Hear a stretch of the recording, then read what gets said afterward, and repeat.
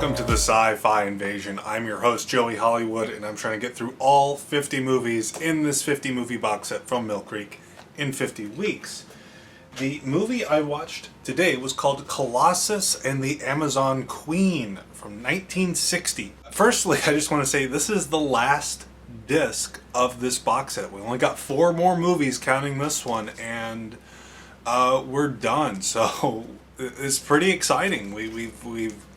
We're almost there. We've chipped away at almost this entire box set. I've had these 50 movie box sets, not this one in particular, but the last one for sure. I've had a lot of these for a long time, and I've only watched like 1 or 2 movies from them, so it's really kind of incredible that for me at least, that I've chipped away through all these box sets in such a short amount of time, to be honest, because for you guys, it's been a year. For me, it's been 3 months.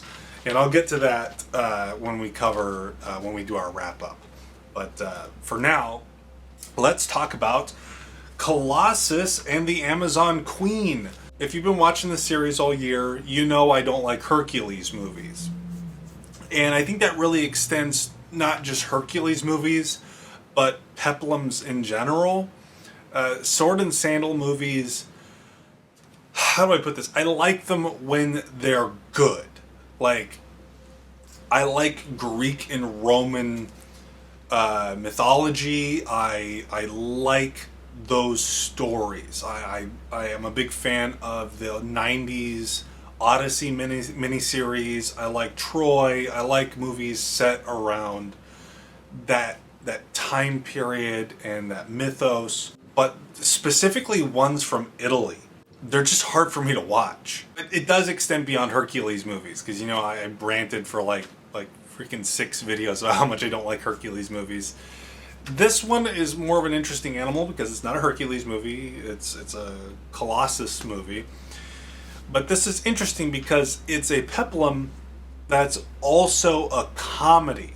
And I don't think I've ever seen one of those before. And I have now, and the humor mostly falls flat for me throughout the whole thing, but it was an intriguing novelty that I kept watching. I didn't really look at my phone too much, except to look up, is this a comedy? Because there was some weird stuff right at the beginning where I was like, what is this? The comedy itself, I want to say, doesn't really work for me because it feels like someone trying to be Abbott and Costello. They're trying to be Dean Martin and Lewis. They're trying to be the Marx Brothers, but not quite getting there. And I think that also has to do with the fact that this movie is dubbed. I think that really hinders a lot of comedies. Comedy is something that it's very hard to translate and localize. So this is an Italian film, but with English and American actors. But humor is really difficult. I'm a big fan of Montalbano, which is a series of mystery novels from Italy. And although I've never read them in Italian, I've only read 1 book in Italian and I barely understood it.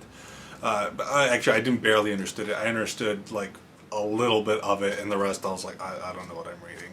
But there are certain things, because I'm a little bit more well-versed in some Italian stuff than I would say the average Joe.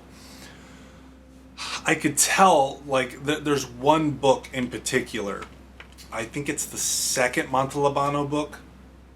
And they name drop Abbott and Costello by name in the book.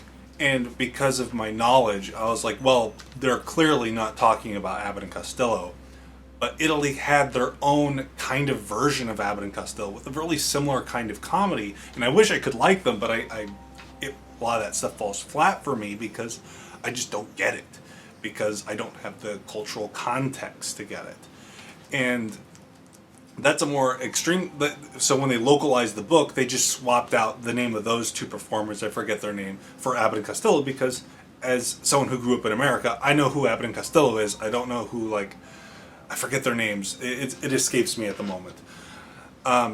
For here, it's just a lot of, like, it feels like, I feel like Worf from Star Trek Deep Space Nine. I watch it and I go, that is a joke.